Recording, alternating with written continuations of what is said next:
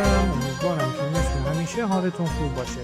من مرکز هستم و قراره امروز با هم گردشی داشته باشیم در شهر رضوانشهر. امروز چهارشنبه 21 آذر ماه و ساعت حدود 11 صبح. امروز قصد کردیم که به چهارشنبه بازار رضوانشهر برای شما عزیزان ضبط کنیم.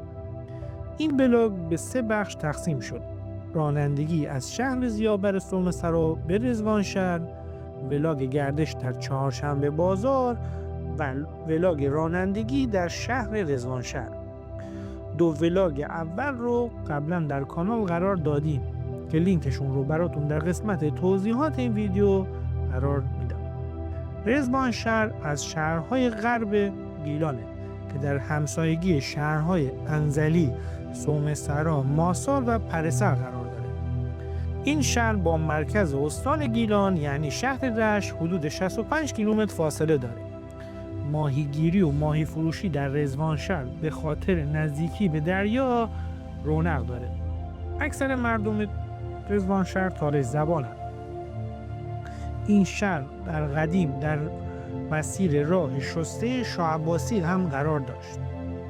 بازار هفتگی در این شهر در روزهای چهارشنبه در نزدیکی میدان نماز برگزار میشه.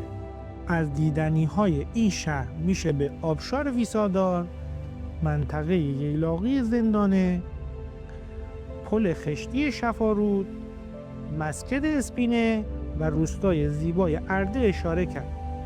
قبلا ولاگ گردش در آبشار زیبای ویسادار که یکی از زیباترین آبشارهای استان گیلان هستش در کانال قرار دادیم که همه ولاگ های مربوط به این شهر در پلیلیست رزوانشهر کانال ما قرار داره.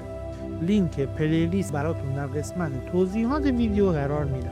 اگر به دیدن زیبایی های استان گیلان علاقه دارید حتما کانال ما رو سابسکرایب کنید. در ضمن در کانال آشپزیمون هم آموزش انواع غذاهای گیلانی رو در فضای روستایی برای شما عزیزان قرار میدیم.